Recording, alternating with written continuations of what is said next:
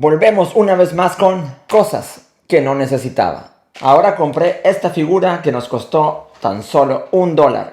Se llaman Garden of Banban y pueden ser cualquiera de estas 10 figuras, incluyendo las 3 especiales. Por favor, que sea una de las especiales, no te pido más. Y ahora sí, vamos a abrirlo. Uy, ¿qué es esto? Nada más, es el monstruo verde. Qué cool está esta cosa.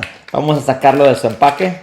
Muy chido este muñeco, me recuerda a esos de monstruos que salían en Nickelodeon. Si alguien sabe algo de estos muñecos, hágamelo saber. No tengo ni la menor idea de qué caricaturas son o de dónde vienen. Pero esto ha sido un video más de cosas que no necesitaba.